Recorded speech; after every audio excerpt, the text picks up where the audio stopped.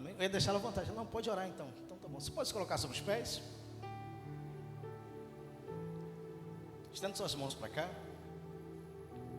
Senhor, nesse momento, Senhor, nós entregamos a nossa adoração, porque a adoração, o louvor é direcionado ao Senhor. Mas agora, Senhor, a segunda parte desse culto é onde agora o Senhor vai falar conosco, mediante aquilo que nós entregamos ao Senhor. Usa a tua serva, Senhor, como tu nunca usaste antes. Que o Senhor fale e não te cales. E que a tua palavra, que a semente caia em bom coração, que a terra, e que produza frutos dignos de arrependimento, para que o teu nome seja glorificado, exaltado mais uma vez neste lugar, em nome de Jesus. Amém. Cumprimento a igreja com a paz do Senhor Jesus, amém? Queria compartilhar uma palavra com a igreja que se encontra no livro de Salmos, de número 126.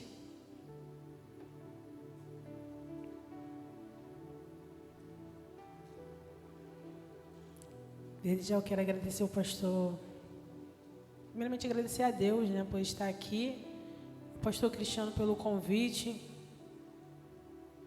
amém? Livro de Salmos 126, amém? Que diz assim: quando o Senhor trouxe novamente restauração a Sião, nos sentimos como num sonho. Então, se nos encheu de riso a boca e a nossa língua de alegres expressões de louvor. Até nas outras nações se comentavam: o Eterno fez maravilhas por esse povo. Sim, realizações grandiosas fez o Senhor por nós. Por esse motivo estamos felizes. Senhor, traze os nossos cativos de volta, assim como enches o leito dos ribeiros no deserto de Negueb. Os que em lágrimas semeiam, em júbilo ceifarão. Aquele que parte chorando, enquanto lança semente, retornará entoando cânticos de louvor, trazendo consigo seus feixes. Irmãos, que tiver em pé pode se assentar, né? Eu, desde já, novamente me encontro muito feliz de estar aqui. Eu não sou muito assim, tipo, né, não sou teóloga, né, igual meu esposo ele é, né? Quando não pôde nem estar aqui, ele está em Mesquita também, ajudando outro pastor, ao qual o nosso pastor ordenou ele ir. E eu fiquei um pouco assim preocupada, né? Porque quando a gente fala da palavra do Senhor, bem preocupante para nossas vidas. E a palavra que a gente leu está falando acerca de Salmos, né? Salmos, né, no hebraico, ele é conhecido como Terrilim, que significa louvores. É um livro que ele tem o mesmo, praticamente quase o significado dos 5 primeiros livros, conhecidos como Pentateuco. E é um livro que ele contém 150 números. E Salmos, ele tem poesias, tem cânticos, tem vários tipos de coisas. Vários tipos de tudo que a gente precisa, assim, para nosso dia a dia, para nossa vida, até mesmo a nossa aflição, a gente encontra no livro de Salmos. Muitos falam que quem escreveu o livro de Salmos é Davi, né? Porém, Davi ele escreveu a maioria dos salmos, se eu não me engano, aproximadamente 70 salmos, que Davi é autor. E fora de Davi tem Moisés, tem Salomão, tem Etam, Emã, Ageu, Zacarias, tem os filhos de Corá, Asaf, vários tipos de salmistas, Esdras, vários tipos de salmistas que compõem o livro de Salmos. Nós sabemos também que o livro de Salmos, ele apresenta diversos temas, né, para nossas vidas e diversas ocasiões que aconteciam naquela época. Tem salmos de adoração, tem salmos de ação de graça, tem salmos de petições, tem salmos de sabedoria, tem salmos de lamento e salmos de peregrinação. Vários tipos de salmos que contém nesse livro.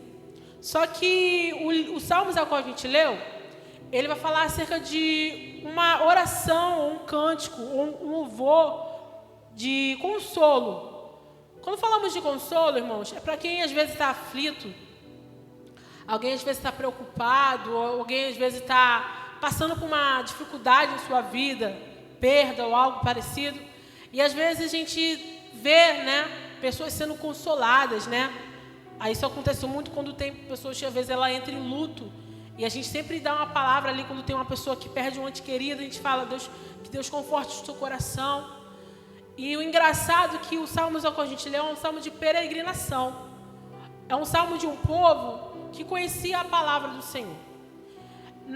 No livro de Gênesis, se eu não me engano, capítulo de número 12, Deus vai fazer promessa a um homem por nome de Abraão.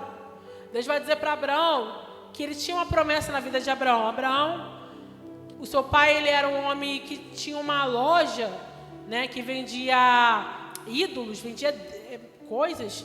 E Deus, ele olha para Abraão e acha graça em Abraão e faz com que ele manda ele sair da sua terra, da sua parentela, que eu tenho promessa, eu tenho algo a realizar na sua vida. Abraão não perdeu tempo, Abraão não olhou para as dificuldades, nem para o que ele ia deixar para trás, e ele se levanta e vai aonde ele sai, aonde ele estava. E Deus, ele começa a fazer diversas promessas para Abraão. Abraão, ele começou a vivenciar algumas promessas da sua vida, algumas situações que Abraão enfrentou. E uma das maiores promessas que Deus tinha na vida de Abraão é que Deus ia dar um filho para Abraão. Por mais que Abraão tivesse avançado de idade, mas Deus tinha algo para realizar na vida de Abraão. Só que também uma das maiores também promessas que Deus fez na vida de Abraão era que Abraão seria pai de nações. E teria um povo vindo de Abraão que ia sofrer aproximadamente 430 anos dentro de um local chamado Egito. Pois bem, cumpre-se a promessa, passam os anos, Deus cumpre a promessa na vida de Abraão. Abraão, ele vira pai de Isaac. Isaac, a sua esposa era mulher estéril, não tinha muita expectativa também como Sara, era uma mulher estéril, uma mulher que não podia gerar. E a Bíblia fala que então Isaac vai orar ao Senhor e Deus vai conceder 2 filhos para Isaac. Seria por nome de Jacó e de Esaú. A Bíblia fala que Deus faz uma promessa e diz que o maior serviria o menor. Você conhece bastante a história.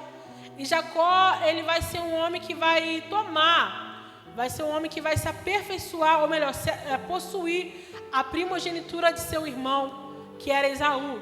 Esaú era o mais velho, mas Jacó, ele foi um homem muito esperto, porque as pessoas falam, pastor Cristiano, que Jacó, ele era um homem conhecido mais como 7-1, era um homem que não valia nada, mas se você for olhar o nome de Jacó, né, você vai ver que o significado diz que é aquele que agarra, aquele que não deixa passar a oportunidade.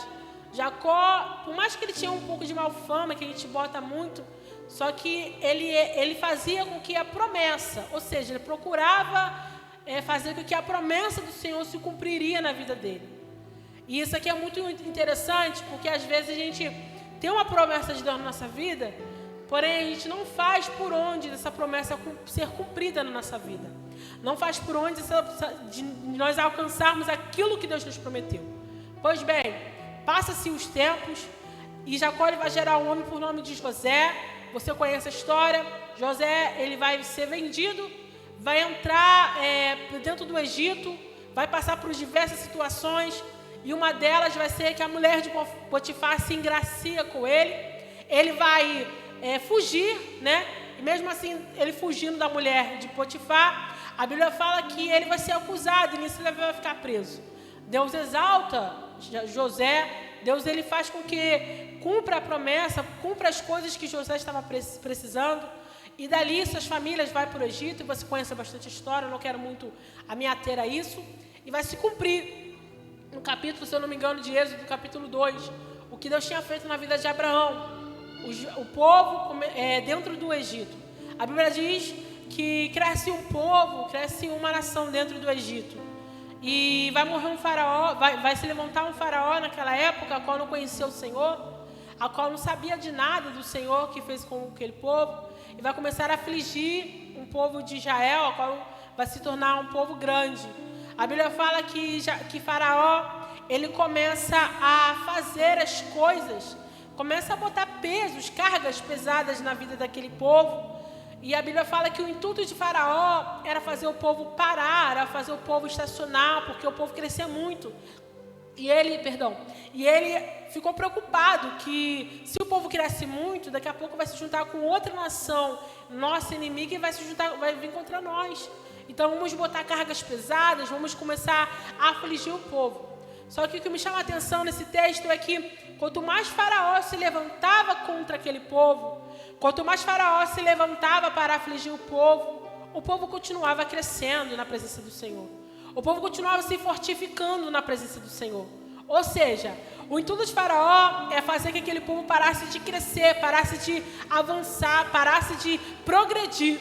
Só que quanto mais Faraó afligia, pastor Cristiano, aquele povo, a Bíblia fala que aquele povo continuava crescendo na presença do Senhor. Ou seja, eu não sei como é que você entrou aqui. Eu particularmente, eu entrei aqui para receber de Deus, assim como você. Mas talvez você está sentado aí, prestando atenção no que eu estou falando, e está passando justamente o que o povo de Israel passou. Está sendo massacrado, está sendo humilhado, está passando por perseguição, nego está se levantando contra a tua vida, pessoas estão apontando o dedo para você, só que não se preocupe. Por quê? Quanto mais eles te afligem, mais você cresce na presença do Senhor. Quanto mais eles se levantam contra você, mais você cresce na presença do Senhor. Quanto mais falam mal de você, o Senhor faz você crescer na presença dEle. Porque o intuito de Faraó é fazer a gente parar de adorar. Quanto mais tem prova na vida de um crente, eu tenho certeza, irmão, que o crente já entende. Que quanto mais tem prova, a gente adora o Senhor. Aí a situação que Faraó acha que vai fazer na nossa vida é querer parar e evitar de a gente vir adorar o Senhor. Mas ele se enganou, que quanto mais ele se levanta contra a nossa vida, a gente cresce na presença do Senhor. Quanto mais ele se levanta para tentar nos parar, a gente cresce na presença do Senhor. Quanto mais aponta o dedo dizendo que você não vai conseguir, a gente vai crescer na presença do Senhor. Porque o intuito de Faraó é fazer você parar de clamar. Só que a Bíblia fala que quando o Faraó, ele começa a se levantar contra o povo ainda de crescer, o povo clama o Senhor. A Bíblia fala que nos levanta agora um libertador por nome de Moisés. Não vou me ater muito, porque esse não é muito meu intuito, é só para você entender onde eu quero chegar. E a Bíblia diz, pastor Cristiano, que Moisés, ele vai ser libertador de Israel. Moisés, ele vai começar a levar o povo, assim como o senhor falou aqui, né, acerca do povo ir para o deserto. Só que a Bíblia fala, irmãos, que o povo de Israel, como era um povo que viveu no Egito há bastante tempo, era um povo acostumado com idolatria. Era um povo que já sabia adorar outros deuses. A Bíblia fala que o povo de Israel sai do Egito, vai para o deserto, além de murmurar ao Senhor. Quando Moisés sobe, se eu não me engano, ao Sinai, para ali ficar com o Senhor, a Bíblia fala que eles começam a levantar bezerros de ouro. Porque, irmãos, Israel é um povo que já era acostumado com a idolatria. Até porque Israel ficou 430 anos dentro de um local que tinha idolatria. Dentro de um local que adorava outros deuses. Então, para Israel, tanto fez quanto faz adorar o Senhor ou não. É um povo que, por mais que sabia adorar o Senhor, era um povo que, por mais que sabia clamar o Senhor, mas eles tinham um pezinho no pecado, tinham um pezinho na idolatria. A Bíblia fala que vai passar os anos, vai passar os meses, vai passar as épocas, a qual o povo de Israel, eles vão ficar 40 anos. A murmuração de Israel foi tão grande que Deus não permitiu que Israel, ele entrasse na terra prometida. Deus, então, ele faz com que Josué e Caleb, somente os dois, entrassem na terra prometida. Pois bem, Deus ainda, por mais que ele tinha promessa com Israel, mas ele não coabita com o pecado. Irmãos, uma coisa que eu aprendi muito com o meu pastor Éder, é que ele ensinou muito pra gente lá na igreja, nos estudos, que a gente tem estudos aos sábados. Ele fala que a palavra de Deus diz que quando a gente murmura o Senhor, quando a gente vai contra o Senhor, a gente está querendo dizer pro Senhor que a gente faz melhor. A gente está querendo mostrar pro Senhor que a gente quer o bambambam da história. Enquanto isso, a murmuração, ela aumenta há anos. Por exemplo, você murmura hoje contra o Senhor, você fica mais um ano na tua prova, mais um ano na tua luta. E Deus, Ele não quer isso. Ele quer que a gente adore o Senhor. Ele quer que a gente louve o Senhor. Está machucando, mas temos que adorar o Senhor. Está sofrendo, mas temos que adorar o Senhor. Parece que não vai ter jeito, mas temos que adorar o Senhor. Parece que as portas estão fechadas, mas temos que adorar o Senhor. Porque através da tua adoração, aquilo que está parado, Deus faz andar. Através da tua adoração, aquilo que está estacionado, Deus faz andar. Isso eu aprendi muito na palavra do Senhor. A Bíblia fala que Deus permite que Josué e Caleb entrem na terra prometida. Pois bem, passe-se os meses, passe-se os anos, e ali vai começar o período dos juízes. Deus vai levantar juízes. Como eu falei, Israel é acostumado com idolatria. A Bíblia fala, irmãos, que quando tinha juiz naquela época, quando se levantava um juiz, o povo se voltava para Deus. O povo adorava o Senhor. O povo se entregava para o Senhor. Mas quando o juiz morria, a Bíblia fala que eles começavam a fazer tudo de novo que não agradava ao Senhor. A Bíblia fala que quando tinha um juiz, eles adoravam o Senhor em espírito e em verdade. Eles se voltavam ao Senhor em espírito e em verdade. Mas quando morria um juiz, pastor Cristiano, eles voltavam ao mesmo pecado de sempre. Por quê, irmãos? Porque tem gente, irmão, tem crente que só é crente quando tem líder. Quando tem pastor, quando tem qualquer um. Mas quando sai, continua no pecado. E Deus não quer isso para a tua vida. Quando sai, continua fazendo aquilo que não agrada ao Senhor. E Deus não quer isso para a tua vida. Israel viveu uma decadência espiritual. A Bíblia fala que foi se passando os anos. Morria juiz, o Israel era crente. Vivia juiz, Israel era crente. Mas quando morria o juiz, Israel começava a fazer tudo que não agradava ao Senhor. Isso foi se passando até chegar em Eli. A Bíblia fala que Eli, ele foi o sumo sacerdote de Israel. Ele foi um homem que governou Israel.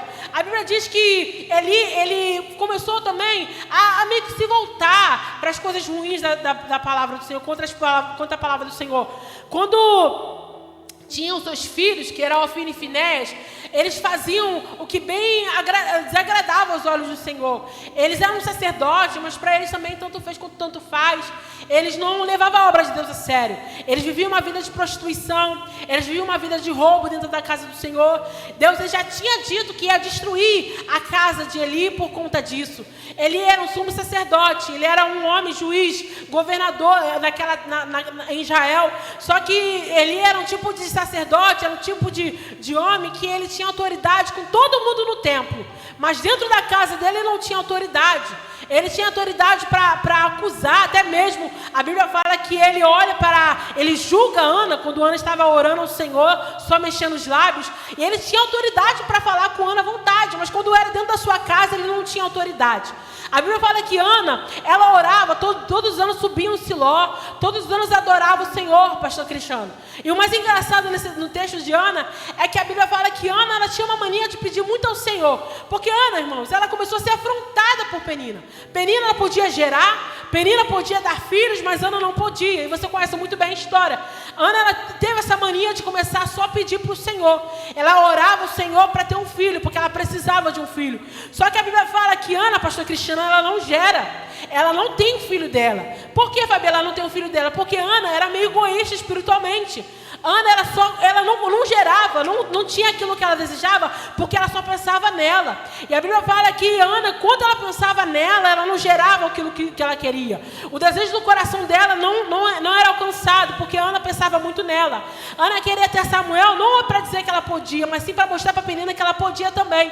E Deus não se agrada disso. A Bíblia fala que Ana subia todos os anos para adorar o Senhor, porém esses anos eram meio que em vão. Deus não recebia praticamente a oração dela. Até que um dia, pastor Cristiano, ela mudou a oração. Isso aqui me chama a atenção porque Ana, como eu falei, era uma mulher egoísta na presença do Senhor. Ela orava a Deus para Deus dar um filho para ela, ela só pensava nela, ela só queria para ela. Só que Ana teve um ano que ela mudou isso. Ela mudou esses pensamentos. Ela falou, não, esse ano eu não vou para adorar o Senhor. Esse ano eu não vou para pedir ao Senhor nada. Esse ano eu não vou entrar no templo para pedir ao Senhor nada. Esse ano eu vou pedir para Deus me dá para me entregar para ele. Porque, irmãos, Ana, ela só queria ter filho para mostrar para Penina que ela podia gerar. Só que a Bíblia fala que enquanto ela pensava assim, pastor, os Ofni e Finéias estavam fazendo bagunça na presença do Senhor. A casa do Senhor estava uma bagunça. E Deus não se agradava disso. Deus precisava de alguém para se posicionar, alguém para fazer algo na presença dele. Aí Ana, ela vai olhar para o templo e vai ver que no templo tem sacerdote, tem juiz, tem profeta, mas Deus não fala. Tem juiz, mas não tem nada para botar a posição.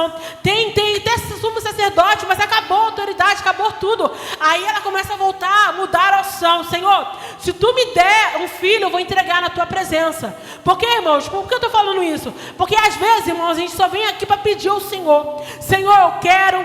Senhor, eu preciso. Senhor, eu estou passando por isso. E o problema de Ana foi esse. Só pedia ao Senhor. Ela só queria do Senhor para ela, mas ela não queria entregar. Mas depois que ela começou a mudar a oração e pedir para Deus dar um filho para ela, porque dentro de Siló não tinha mais profeta, dentro de Siló não tinha mais sacerdote, dentro de Siló não tinha mais ninguém para ter autoridade contra o pecado de Ofni e Finéias. Aí Deus fez ela gerar. Uma coisa que eu aprendo com Ana é que eu não posso ficar pedindo para Deus só para mim. Eu tenho que pedir para Deus para a obra. Eu tenho que pedir para Deus abençoar a obra dele. Porque enquanto eu peço para ele abençoar a obra dele, enquanto eu me dou na presença dele, ele começa a agir na minha vida. Enquanto eu me posiciono na presença dele, ele começa a agir na minha vida. Enquanto você pedir só para você, você não vai gerar. Mas depois que você olhar a necessidade do templo e ver que a obra precisa, aí Deus vai fazer você gerar. Ana, ela só olhava para ela. Aí ela mudou a oração, Deus abençoou, você sabe. Vem Samuel. Samuel, irmãos, ele foi o último juiz de Israel. A Bíblia fala que o povo, o povo de Israel, por olhar as cidades vizinhas, o povo de vizinhos, eles vão pedir Samuel um rei. Samuel vai ficar frustrado. E a Bíblia vai dizer que então Deus vai levantar um rei por nome de Saul. Saul começou bem, mas infelizmente não terminou bem. Deus fez com que ele reprovasse o reinado de Saul, você sabe. Deus vai levantar então Davi. Davi também foi um homem segundo o coração de Deus. Davi pecou, mas ele se arrependia dos atos. Deus se agradou. Aí Deus, depois da morte de Davi, Deus vai levantar um rei por nome de Salomão. Salomão também, irmãos, começou bem também. Salomão, nossa, foi top. Começou bem o ministério dele. Só que a Bíblia diz que no final, praticamente da sua vida, ele começou a dar umas desviadas, podemos dizer assim. E Deus então, ele decidiu, falou para ele, olha, você não vou rasgar o teu reinado agora, não vou dividir as tribos, porque eu tenho uma aliança com teu pai, mas quando você morrer eu vou dividir. A Bíblia fala que certa vez, um homem encarregado de Salomão, ele vai viajar a serviço por mandato de Salomão, e esse homem se chama Jeroboão. Jeroboão vai viajar a serviço, e logo no meio dessa caminhada, ele encontra um profeta no meio do caminho. Esse profeta começa a profetizar, olha, você vai ser rei de 10 tribos de Israel. A Bíblia fala então que ele pega esse profeta, ele pega uma capa nova e reparte, pastor, em 12 pedaços. E ele vai falar, olha, Deus vai dividir o reino de Israel. Porque na época, né, era Reino Unido. Desde de Saul até Salomão era um Reino Unido. E Deus, ele falou, olha, eu vou dividir o reinado de Israel. Você vai ser rei de 10 tribos. E ali, quando ele volta, a Bíblia diz então que Salomão descobre a profecia e tenta matar Jeroboão. Jeroboão foge e vai para o Egito. E quando Salomão morre, Jeroboão volta. E nisso Deus começa a dividir as tribos, vem Roboão. E passando adiante, irmãos, o reinado de Judá. Judá era um povo escolhido por Deus, né? Era um povo que tinha várias coisas, né, que Deus tinha na vida do povo de Judá. Só que o problema é que o povo de Judá, como eu falei, eles adoravam o Senhor de qualquer forma, assim. Eles adoravam o Senhor aqui, mas pecavam, faziam coisas que não agradavam o Senhor. E Deus começou a usar profetas. Eles faziam as festas bíblicas, faziam todos os tipos de coisas, e Deus começou a usar profetas. As quedas, as coisas, teve vários tipos de reis, aproximadamente 19 reis, e vai chegar um rei por nome de Josias, né, a qual ele vai reformar tudo. Apenas 8 anos de idade, vai reformar, vai fazer tudo, porque o povo de Judá também vivia uma vida de pecado, uma vida de tribulação, uma vida que não agradava o Senhor. E Deus havia dito para o povo de Judá que Deus iria levar o povo a cativeiro. Porque o povo de Judá, como eu falei, né, era um povo que era inclinado a pecado, era inclinado às coisas que não agradavam o Senhor. E Deus, ele não se agrada disso. Deus, ele não quer que a gente se perca na presença dele. Só que quando ele vê, irmãos, que a gente está vivendo contramão daquilo que ele posicionou a gente, aí ele começa a apertar as coisas. Porque, irmãos, Deus, ele é um Deus santo. Se ele é santo, ele exige santidade. Ele não quer ver você na mesma situação que você está. Quando fala da situação que você está inclinado ao mal. Deus quer restaurar aquilo que ele prometeu para a tua vida. E eu aprendi muito com o povo de Judá. Porque o povo de Judá, eles eram um povo escolhido. Deus usou diversos profetas. Deus pegou um profeta por nome de Osés, fez ele casar com uma prostituta, para ver como é que Deus se sentiria diante do povo de Judá. Porque o povo de Judá sabia adorar o Senhor, sabia entregar uma boa adoração, mas também sabiam fazer coisas erradas. E a maioria dos induzidos pelo pecado era sempre líderes. Se você for olhar os livros de reis, você vai ver que a maioria do povo só caía por causa de um rei. A maioria dos reis, aproximadamente 19 reis. Se você for ver, o único que tinha uma vida um pouco no altar ali, se eu não me engano, era Ezequias e Josias. Porque o restante vivia uma vida de pecado, vivia uma vida de dissolação. Deus não se agrada disso. E Deus, ele vinha avisar a diversos profetas. Um dos profetas mais falados na época era Jeremias. A Bíblia fala que Deus usou Jeremias diversas vezes para falar com o povo. Mas o povo não queria ouvir aquilo que Deus tinha falado. Deus, ele queria, irmãos, uma renúncia para sair do pecado. Porque, irmãos, pecado com Deus não coabita, não dão certo. Deus, ele é santo, ele exige santidade. Só que o povo de Judá, eles preferiam pecar contra o Senhor, preferiam fazer coisas que não agradam o Senhor, do que se voltar à presença do Senhor. E Deus, ele havia dito para o povo de Judá, que se o povo não entrasse na linha com Deus, Deus ia castigar eles. Porque o povo de Judá, irmãos, eles não somente pecavam contra o Senhor, mas além de idolatrias, os paganismos, eles zombavam da profecia. Deus falava com eles, parece que entrava no ouvido e saía no outro. Deus falava com eles, não estava dando a mínima. E Deus, ele não estava se agradando do povo de Judá. Até um dia, Deus, ele fala na tua palavra, segundo as Crônicas, capítulo 36, que Deus agora, ele deu um basta. E disse que o povo entraria em cativeiro. Veio um cativeiro, a primeira instância vai os sábios, a segunda instância vai Ezequiel e outros profetas. A terceira foi o restante que sobrou, a qual Deus, ele usou um ímpio por nome de Nabucodonosor para invadir Jerusalém. Jerusalém foi invadida, foi tudo despojado, destruído. Aí o povo entrou em cativeiro. O povo, ele passou, Deus falou, olha, por vocês não guardarem a minha palavra, por vocês zombarem de mim, e por vocês deixarem a minha palavra à distância, e não guardar os sábados, vocês vão ficar 70 anos no cativeiro. Deus podia ter matado aquele povo todo, mas Deus preferiu botar no cativeiro. E o que eu quero deixar para você nessa noite aqui, é que às vezes, a situação que você está vivenciando é uma situação muito delicada. Porque às vezes, irmãos, a gente quer lutar contra aquilo que Deus mandou a gente fazer, ou a gente se posicionar. Deus, às vezes, ele quer algo diferente para a nossa vida, só que a gente quer viver na mesma sintonia do pecado. E como eu falei, Deus, ele não gosta disso. Deus, ele quer uma vida de santidade com ele. Só que tem pessoas, irmãos, que elas querem viver uma vida ímpar. É ela e Deus e pecado. Eu não quero viver uma vida de santidade. Aí Deus não se agrada. Talvez a situação que você está vivenciando não é nem por você estar passando por isso, mas por você se afastar daquilo que o Senhor te ordenou, você está passando por isto. Talvez a luta que você está enfrentando não é por você estar enfrentando, mas por você se afastar da palavra que Deus mandou você fazer, você está passando. E o que eu quero deixar para você nessa noite aqui é que o Deus de Israel, o Deus do povo de Judá e o Deus dos gentios, que somos nós, ele vai tirar você do cativeiro. Mas para ele tirar você do cativeiro, primeiro você vai ter que passar. Porque você precisa entender o que Deus tem na sua vida. Enquanto você não entender o que Deus tem na tua vida, enquanto você não entender que você é marcado pelo Senhor, você não vai sair do meio disso. Enquanto você não entender que a promessa que Deus tem na tua vida é para você se posicionar na presença dEle, você não vai sair daquilo. Deus, ele tem propósitos. Deus tem obras para arquitetar, obras para cumprir, obras para fazer. Mas tem pessoas que elas não entendem, pastor Cristiano. Elas preferem viver uma vida dupla ou ímpar, não sei como posso dizer. do que se obedecer à palavra do Senhor. E Deus, Ele não quer isso. Deus quer que a gente viva uma vida de intimidade com Ele. Tem pessoas, irmãos, que elas preferem às vezes sofrer do que ouvir a voz do Senhor. Você lembra de Saul, quando Deus manda ele matar aquele rei, matar aquele povo? Saul, ele na cabeça dele, ele obedeceu. Mas quando Samuel chega até ele, fala: estou ouvindo esses barulhos de bois, estou ouvindo esses barulhos, o que é? Ah, Samuel, eu vi lá uns bois lá, eu trouxe para cá. Aí Samuel falou: ué, mas é melhor você sacrificar do que obedecer? Porque tem gente que prefere isso, irmãos. Judá, ele vai passar 70 anos no cativeiro.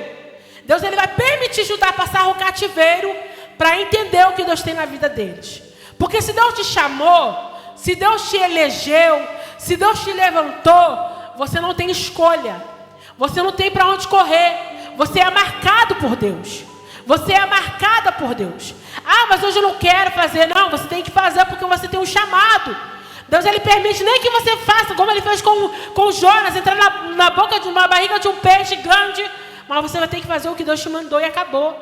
Mas tem pessoas, irmãos, que preferem passar por uma privação. E Deus, ele não quer isso. Ele tem uma morada para mim e para você.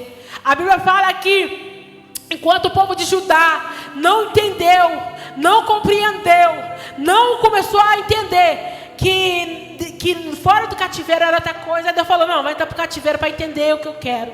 Porque você é escolhido meu, ou você é escolhida minha. Judá não entendia, ou Judá podia entender, mas eles desprezavam a palavra do Senhor. E Deus não quer isso para mim e para a tua vida. Ele quer que a gente entre no querer dEle, na vontade dEle. Enquanto a gente não entender o que Deus tem para a nossa vida, a gente não vai sair do cativeiro. Mas depois que a gente entender o que Deus tem para a nossa vida, Ele vai nos arrancar. Porque a gente tem que entender que somos marcados por Ele. A gente tem que entender que Deus tem uma obra na nossa vida. A gente tem que entender que o mundo é o mundo, a gente é a gente. A gente não faz parte dos pecados do mundo. O que Deus tem para a nossa vida é coisa grande, mas para Ele fazer, a gente tem que se posicionar na presença dEle. Judá, ele não entendeu. O povo de Judá, ele não entendeu nada disso. Só foi entender quando Deus entrou, colocou no cativeiro. E eu quero deixar essa palavra na tua vida nessa noite. Deus, ele vai te tirar do cativeiro, irmãos. Deus vai fazer você voltar a sonhar. Mas para Ele fazer, você vai ter que entender que você é marcado por Ele. Deus tem uma obra na tua vida muito grande. Deus tem algo para fazer na sua vida muito grande. Deus tem coisas para arquitetar na tua vida, mas você tem que entender que você é marcado por Ele. Esse negócio de você viver com Deus e viver com o mundo, não está dando certo, Deus não está se agradando. Deus, ele quer algo para você. Deus tem algo para você. Lembra daquele louvor da Valesca Maísa? Que ela canta que Deus não quer algo de momento, mas Deus quer relacionamento. Foi mais ou menos isso que Deus fez com o povo de Judá. Porque o povo de Judá, irmãos, não entendia nada. O povo de Judá ouvia as palavras do Senhor, mas eles não compreendiam aquilo que Deus tinha na vida deles. Aí chega no Salmo 126, quando eles começam a clamar, a adorar, a pedir consolação ao Senhor. Porque, irmãos, o que Deus vai fazer na sua vida é muito grande. Você vai viver algo extraordinário na presença de Deus. Deus tem algo para fazer. Ele não se esqueceu daquilo que Ele te prometeu. Passou ano, entra ano. Irmão, Deus não se esqueceu.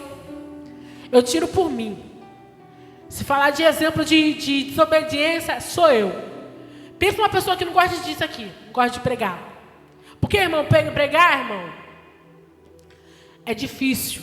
Porque o problema não é nem ministrar a palavra, o problema é depois você viver. Eu não queria de jeito nenhum. Não queria. Deus começou a usar pessoas para mim, botar em prova, entrar em prova. Eu não quero, não vou. Depois que comecei a passar pelos ventos, aí sim, eu falei, agora eu quero. Não tem para onde escorrer. Porque, irmãos, o chamado que Deus tem na nossa vida é grande. Deus, ele vai te avisar há muito tempo, mas vai ter uma hora que ele vai te botar em cativeiro. E o pior, irmão, a pior coisa do mundo é você cair na mão de Deus. Cair na mão do diabo, Deus te tira. Mas cair na mão de Deus, irmão, Deus não tira. Ninguém tira você. Está arriscado quem te ajuda em oração, quando você estiver na mão de Deus, Ele vai junto. Porque, irmãos, quando Deus manda a gente fazer algo, a gente tem que obedecer a que Ele mandou. Ah, mas eu não quero fazer não, Fabiana, porque a vida é difícil, irmão, está difícil para todo mundo. Não está fácil para ninguém. Para mim, então, nem se fala. Não está fácil para ninguém, irmãos. Se a gente não se pegar na presença do Senhor, a gente não fica firme em lugar nenhum. E quando eu falo firme em lugar nenhum, eu estou dizendo a presença de Deus. Eu conheço pessoas que saíram da presença de Deus por causa do homem. Parou de buscar o Senhor por causa do homem. Por quê? Porque nunca esteve por causa de Deus. Quando a gente olha para Deus, a gente se apega em Deus, podemos passar por tudo, mas o Senhor vai estar com a gente. Ah, mas eu quero desistir, quero parar. Quem não quer parar? Quem não quer desistir? Todos nós queremos parar, mas se a gente não parou, foi por causa dele. Se a gente não parou no meio da caminhada, foi por causa dele. Deus tem coisa para fazer na nossa vida, mas a gente tem que começar a se comportar como queremos também a obra dele na nossa vida. Porque, irmão, tem pessoas que querem alcançar a promessa de Deus, mas infelizmente não quer se posicionar para nada. Não quer se voltar para Deus. Não quer orar, não quer jejuar, não quer ler, não quer nada. Quer ser abençoado. Ah, mas eu quero receber. Não.